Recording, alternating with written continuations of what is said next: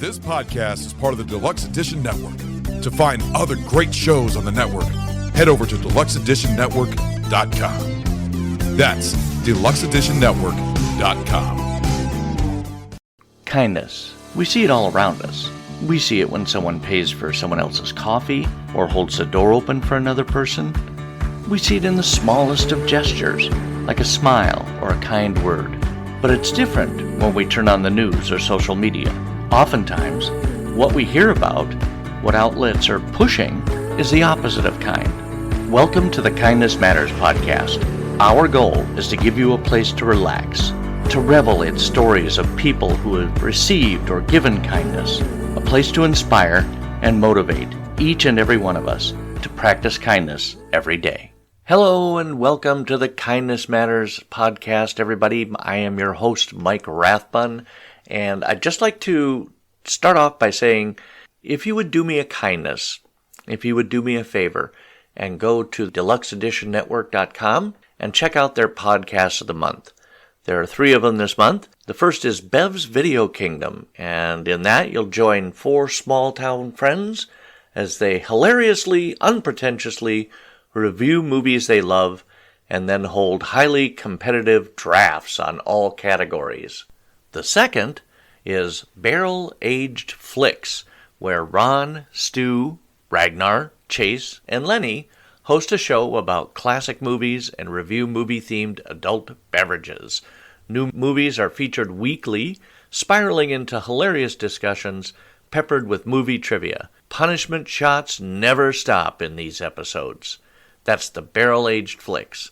And, of course, the final podcast of the month is the Kindness Matters podcast. Now, let's get into the show. So, I think it's fair to say that all of us over the last few years have all had some kind of issues in the mental health area. I know it's true for me. I think for most people, it's true that we have all dealt with mental health issues over the last few years.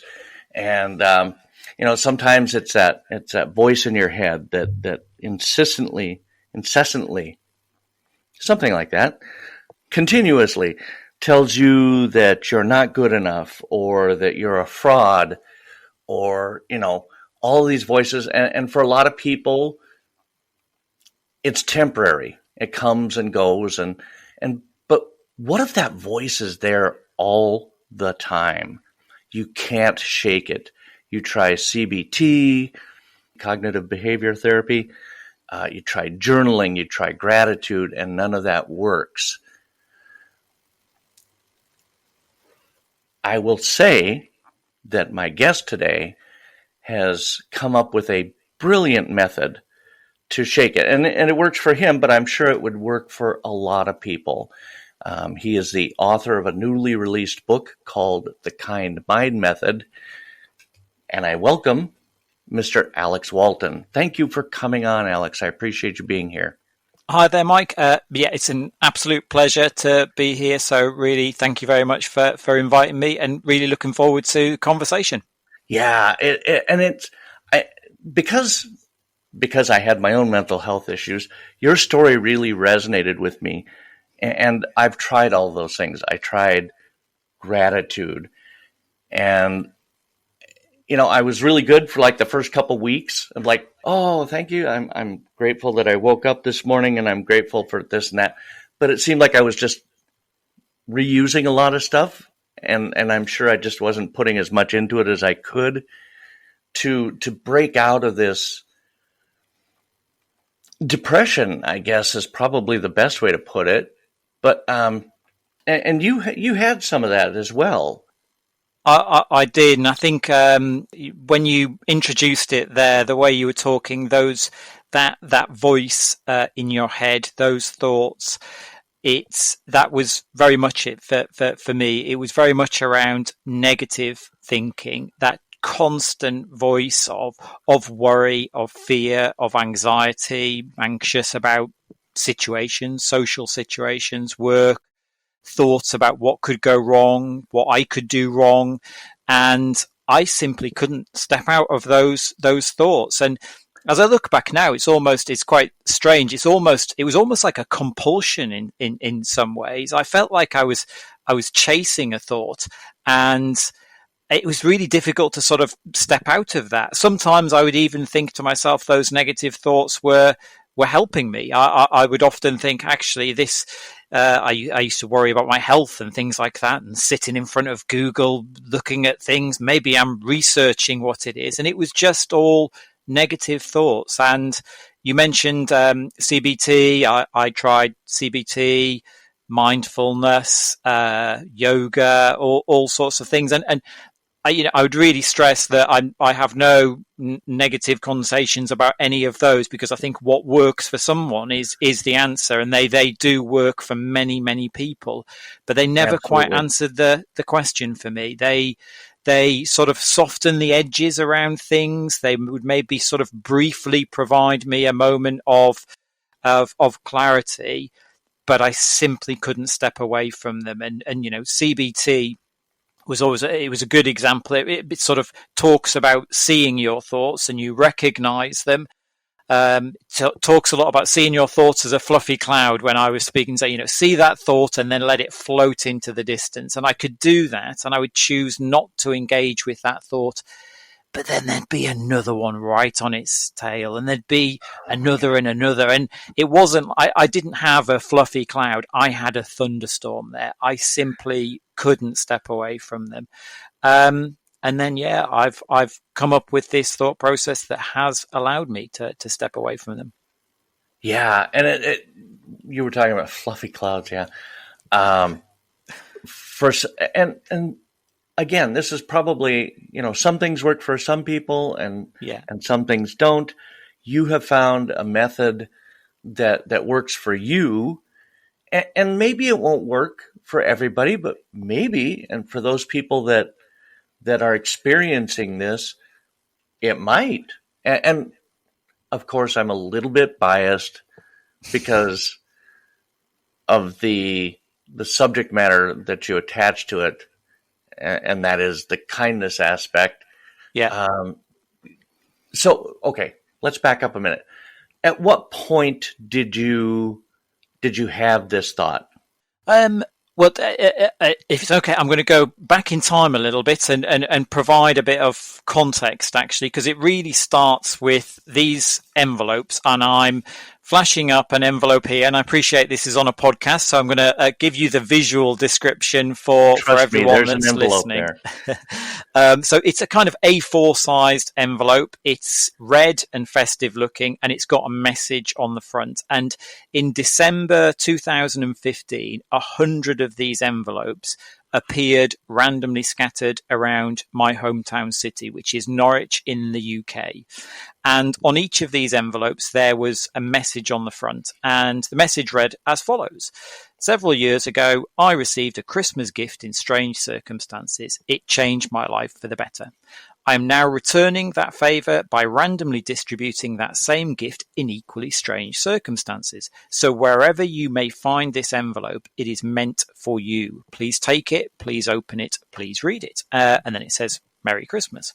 For anyone who opened that envelope, inside, and again, I'll describe these, there was another small brown envelope with another message saying, "Don't open me until you've read the story."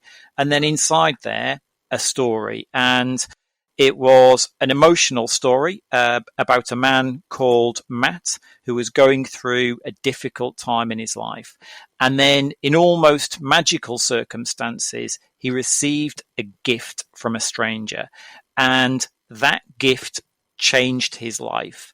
And he was now handing it over to you, the person who had the courage and curiosity to open his envelope. And that gift inside was the one inside of the little brown envelope. And that was, again, I'm flashing this up for the listeners, was the Star Tarot card. And the Star Tarot card is the symbol of hope. And there was a message on the back of it, which I'll briefly read out. So the Star card represents hope. It suggests you have endured life's challenges and have been through a difficult time, but you are now open to change. Your ability to let go of damaging memories will be strengthened by contact with those closest to you. This card is saying to you that over the long term, you should have faith and trust in yourself. A better future is waiting for you, but in order to reach it, you must trust that it is indeed possible. Wow. And so powerful. This was my project. So I wrote the story. I printed out the story. I bought the envelopes. I bought the stickers. I stuck the stickers on the envelopes, and I randomly distributed 100 of them around the city of Norwich. And my hope was that I would find just one person who this would mean something to them. It would find them at just the right time. And it became so much more. So over the next 5 years, I actually wrote 2 more stories. With the help of hundreds of volunteers, I distributed thousands of these envelopes, and we made it all over the UK. We managed to make some of them over there, and we distributed some in New York. So that was myself and a couple of people who were on holiday there, distributed some. And I was inundated with profound responses from people who found one of these envelopes and it reached them at just the right time, and it meant something to them. And I'll just dig. There's one of them that I'd like to just sort of briefly read out, and this was one of many, but it always really resonated with me because the original story about Matt had involved some grief and some loss he'd had. So I received this in the first year I was distributing them. My 13-year-old son found your story today. He lifted your envelope and kept it safe until he was back home. He opened the envelope and read your story with bated breath to find out what was inside the little brown envelope. The Star Tarot card, the card of hope, telling him he had been through a difficult stage. How apt could this be? For my 13-year-old son lost his dad suddenly and tragically in August this year. The words on those cards mean so much to both of us. Wow. Yeah. Oh my gosh.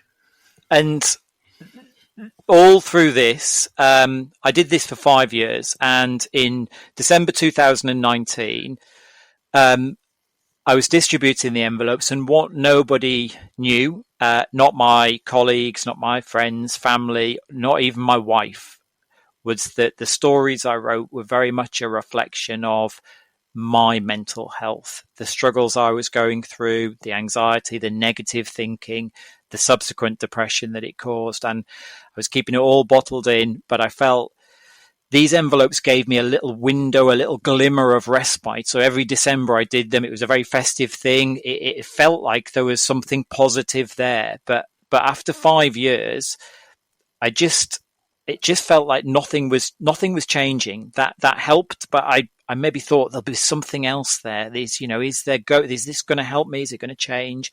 And after 5 years, I just decided, actually, I'm going to stop distributing my envelopes. Nothing is changing. And I felt like there was a tipping point. I really felt that something's going to happen, whether it's a bit of a breakdown, whether I'm going to take some time from work, whether I'm finally going to admit that I've got this problem sort of thing. And in the December, I stopped distributing my envelopes. On January the 10th, less than 3 weeks after I distributed the last one, I went away for a weekend. And over the course of that weekend, this thought process emerged within me.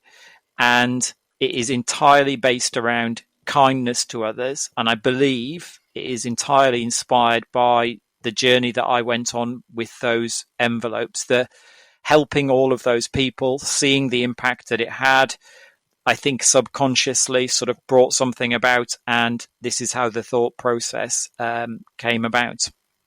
I should probably say briefly what it is, and then we can delve into some of the details, because when I tell you, it sounds so simple, but there is so many layers to it. But the thought process is simply 2 questions that I ask myself, and I've asked them hundreds and thousands of times. I ask them every single day without fail.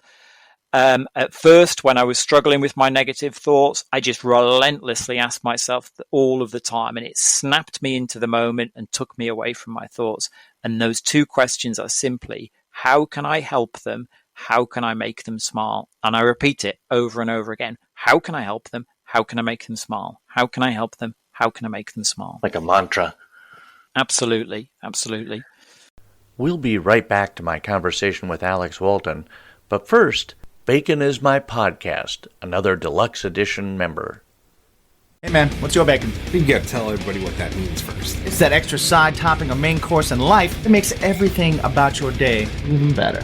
Whether it's movies, music, cooking, paranormal, video games, whatever it is that helps you unwind, maybe even get a little bit inspired. We talk to hot new bands. We are Felicity. Hey, this is Bradley from Emerosa. TV personalities. Hi, my name is Rachel Pizzolatto. Hi, my name is Patty Magley. Wrestling personalities. Hi everybody, I am Eric Bischoff, WWE Hall of Famer, Godfather here. Actors. This is Sean Kanan. Thank you for joining us. Fellow podcasters. Emo Social Club. Ladies and gentlemen, Mr. Dave Schrader. Pretty much any like-minded creative across all facets of the entertainment industry. You can check out Bacon is My Podcast on all streaming platforms, as well as the Strangerhood TV YouTube channel. New episodes dropping every Monday, Wednesday, and Friday. Listen in when we find the answer to the question, what's your bacon? That's so those two phrases, kind of like the rubber band snap on your wrist, it takes you away from whatever. That's so cool. Now, something I wondered, and I've talked to you before, obviously, and I was wondering, so was there a way for people to reach out to you when you in those envelopes? Was it an email address? Was it if this has helped you, please respond to, or?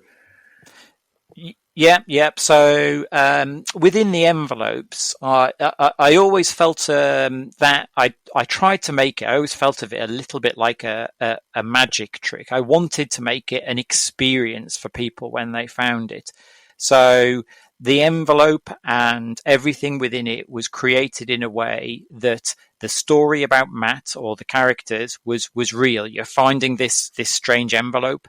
This person has been through this journey, and they're handing you this gift that has changed their life. And I felt that would make that gift have weight, emotional weight to it. Sure. But within the story, the way they receive it was almost magical. It couldn't have happened. So there was this kind of dichotomy within it. It's like, well, it looks real, but then actually it's magic. It can't be. But at the end, I provided Facebook details, email details where people could reach out. And I was always, when people did reach out, it was always very much, this is a positive experience. It's a fictional story, but the intent is to provide a positive experience. And 100% across the board, all I had was positive reactions from people who'd found one of these. And also as well, the way that then grew was volunteers. So I had a small army of people who, for no better reason than just to do a good deed, reached out, can I help you? And I would send them a little pack, 5, 10 envelopes all over the country, and they'd go off and distribute them. And then they would put little messages on Facebook, and it would grow from there. So it was a little community of people doing good deeds. That's like, it's like a random acts of kindness flash mob. It is, yes. So it was something else. That's awesome. Okay, so back to your mantra, if you will. Yeah. So, and you had talked about this before, and you're standing in a grocery store or what have you, waiting to check out, and those negative thoughts creep into your head, and you look around at all the people around you, and those two phrases, you just repeat them over and over and over again. I think. Yeah, and that example, I think, because when I talk to a lot of people, so those questions I'm sort of constantly asking them in my head, and it really does snap me into the moment. And there's so many different elements to it. But for that particular example, one of the first things that people say to me when I explain those questions is, well, it's so simple, and almost the simplicity can be, well, how can that have such a transformative change? Because I literally walked into that weekend struggling and walked out of that weekend totally transformed, free of thought, forward thinking, in the moment. And I've never, ever in the 3 years since gone back to that state of mind by simply asking those questions. And I think that people look at that and the first impression is, well, you're simply asking those questions, and that's a good, nice thing to do. And there's often that thought that it's about being kind to others. And one of the things I always say to people is, actually, these questions, they are not about doing good deeds. They are not about being kind to other people. And the example I've given is that one there, that I standing in a supermarket, and I'd often find I'm standing there, I've got 2 minutes as the queue winds its way down, and that would typically be a time where I would fill it with some negative thoughts. So I'd worry about something, maybe a work thing, something like that, anything. And now the difference is I've got a bit of time there.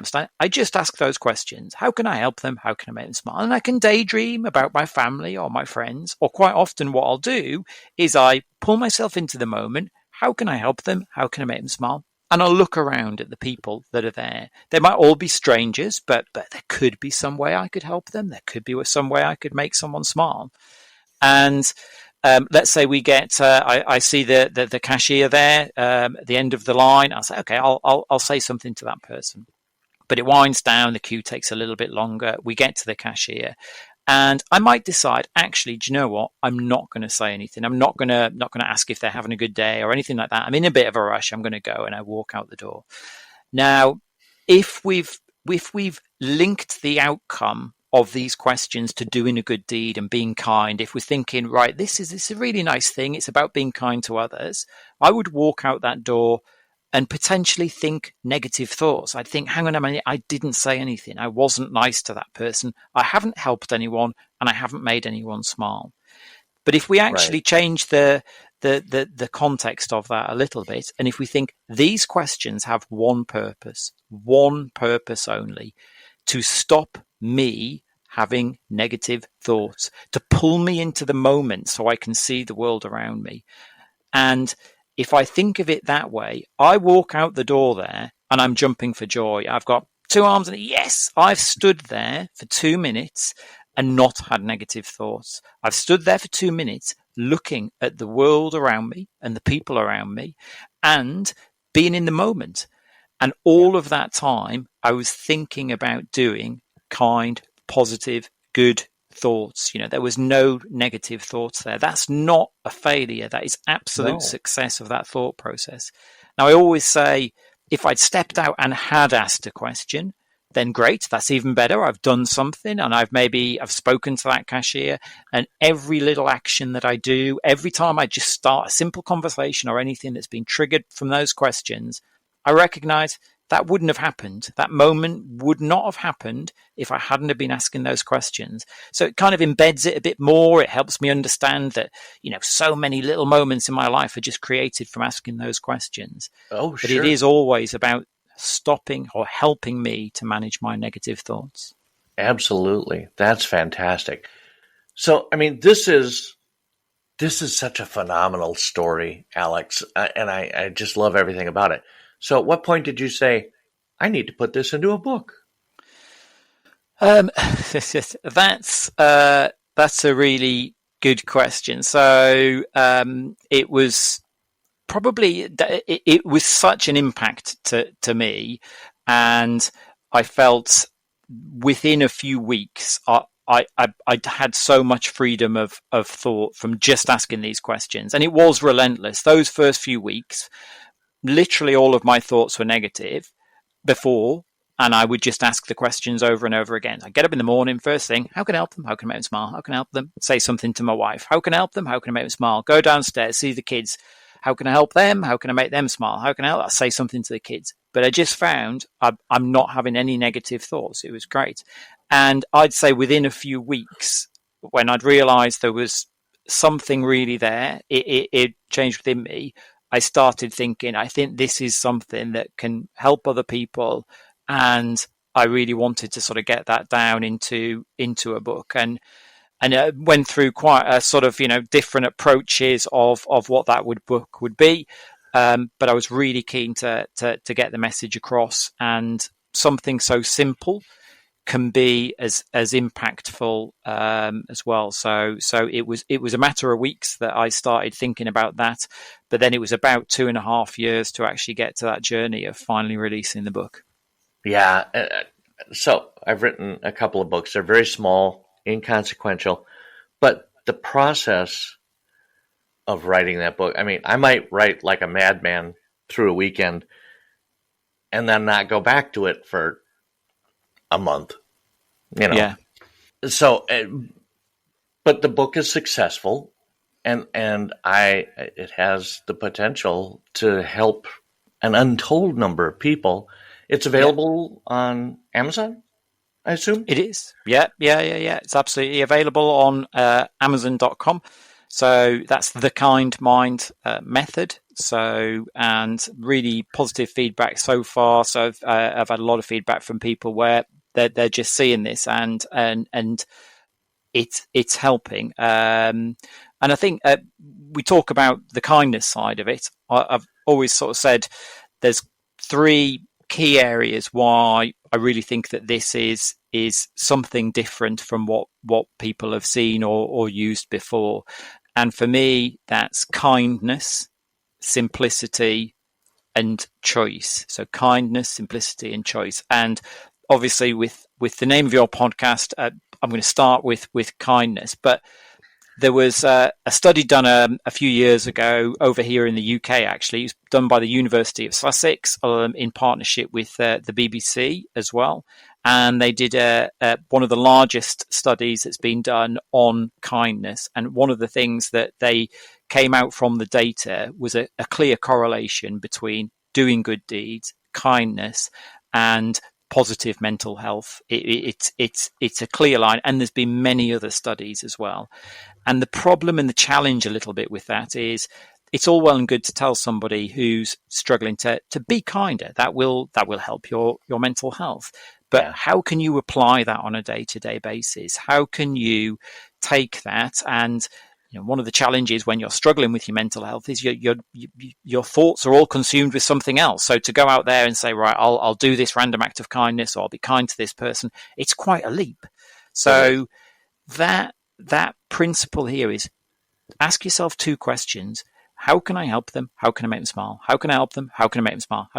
Every single thing you think while you're asking those questions, and every single thing you do, if you actually do anything at the end of it, will be kind, will be a positive action. The thoughts that you're thinking are all about positive ways you can engage. So, I spend a lot of time, if I'm on my own and I ask those questions, I'm just daydreaming. It could be my friends, could be my family, could be anyone. And I just think, how can I help them out? And I know, doesn't matter if I'm out for a run for 20 minutes and just thinking those thoughts, all those thoughts are all positive, are all kind. If I do anything, they will all be positive. They will all be kind. And that's leveraging the power of kindness to enable me to focus on those thoughts rather than other ones. So that's the kindness side. So kindness, simplicity, and choice. So the second one, simplicity, which we've mentioned there. So many things I've found when going through and looking at different ways to manage your thoughts and that side of it, there was a level of complexity to them. And I think with this, for me, one of the key elements is that simplicity. There is nothing more to it. And within the book, I talk a lot about different ways you can apply it, the different contexts it's used in and things like that. So I'd encourage people, if anybody is interested, to read a bit more about it. But the principle is, genuinely, it's just asking those 2 questions constantly, over and over again, and just making a choice to engage positively. And then that last one, so kindness, simplicity, and the third one, and actually, really key one is choice.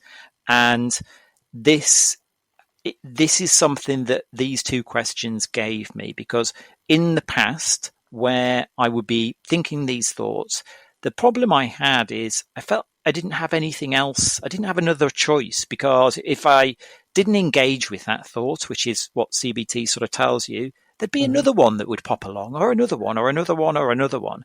And there felt like no alternative, no choice. So I'm almost just saying to myself, right, I'm going to repeat those questions just constantly. And it just gives me a choice. So if I have a worry about something, and I've got this thought and it's going around in my head, because they still happen, they're still there. And then I just ask the questions. And the first thing is, I've got my thought there, my worry. And then on the other side, I've got, how can I help them? How can I make them smile? And I look at the two, and I see those two different thoughts competing for my attention. One of them wants to keep hold of me, and the other one is how can I help them? How can I make them smile? And I've got, now I look at them, that positive thought helps me distinguish the other one as being negative. So it helps me. I look at those and think, hang on a minute, I've got an option here. I've got a choice. And because it's a kind thought, I want to be kind, I want to be positive, it makes it easy for me to choose that positive, kinder thought. And there's just one example I'd like to quickly give you. And, this for me is one of the key examples, and something that almost on a daily basis I can see the tangible impact of these questions. The school run with my children. In the past, I would walk out the door, and on one hand, I'd have my worries there, redundancy, death, divorce, whatever it might be. And on the other side, I've got my two children, Dexter and Brody. And we'd take the 10-minute walk into school. Quite often in the past, that could be in silence, with me worrying about work or whatever it is that's going through my head. And even if they asked a question or had a conversation, it would often feel like a bit of an interruption, like a sharp break in my thoughts that I'd have to step out of and snap an answer to them. And the difference now, every single day, I walk out the door and my worries might still be there on my left-hand side, and my children there. But I now ask my questions, and I walk out the door. How can I help them? How can I make them smile? How can I help them? How can I make them smile? On my one hand is my worries. On the other hand, how can I help them? Dexter. How can I make them smile? Brody. The two people I love more than anyone in the universe. Sure. Stepping out of my thoughts to engage with them and think of ways that I can help them or make them smile is the simplest thing in the world. And whenever I'm with my family, my wife, my children now, and I ask those questions, I am there, I'm present, I'm in the moment. And it's been utterly transformative. When there's people around and I ask those questions, it's the easiest thing. And when it's my family, the people I love, I see those worries for what they are, just inconsequential thoughts that I don't want to be having. So I just step into the moment and I'm with them. Sure. Absolutely. Absolutely brilliant. I love that. I'm so happy for you, Alex, that you found this method and it works for you. And honestly, that's amazing and something to be grateful for, obviously. But yeah, this is such a great book, and there will be a link to it in the show notes. Alex, it was so awesome having you on here, and I so much appreciate you coming on and talking about, well, I mean, it's hard to open up about mental health sometimes, and I think that's probably part of the problem why it stays so hidden, is because people don't want to get help, or they don't want to talk about it.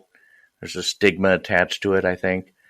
But I'm so happy that you chose to come on and talk about it and to share a method that's worked for you. And maybe, folks, if you're having those negative thoughts, give Alex's book a shot. If you know somebody who's having a hard time, struggling, it would make a great, very kind gift.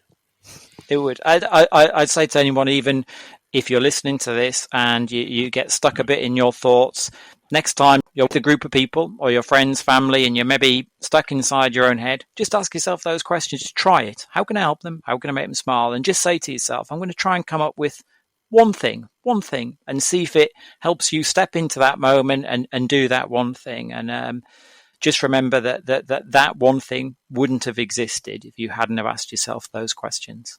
And exactly. Mike, it's been a real pleasure to chat to you. Awesome. Thank you so much, Alex. Again, all of your information will be in the show notes. We'll have links. And I wish you much success with the book, sir. Brilliant. Thank you very much. Thank you for your time. Thank you, sir. Such an amazing conversation with Alex Walton. Let's make this the normal, shall we? Let's not be afraid to talk about mental health and things that we can do for ourselves and for others that can improve their mental health. It's so important, and I would encourage you to not only search out Alex's book, there's a link in the show notes, but also on my new website. Oh, did I mention I had a new website? thekindnessmatterspodcast.com. There are a couple resources there for mental health organizations. Don't be afraid to go out and reach those out and share them with friends, family members, whoever might need that kind of help. Let's have a conversation. That will do it for this episode of the Kindness Matters podcast. Thank you for taking the time to listen to it. I appreciate it, and I appreciate you. We will be back again next week with another episode. But of course, until then, be that person who roots for others, who tells a stranger they look amazing, and encourages others to believe in themselves and their dreams. You've been listening to the Kindness Matters podcast. I'm your host, Mike Rathbun. Have a fantastic week.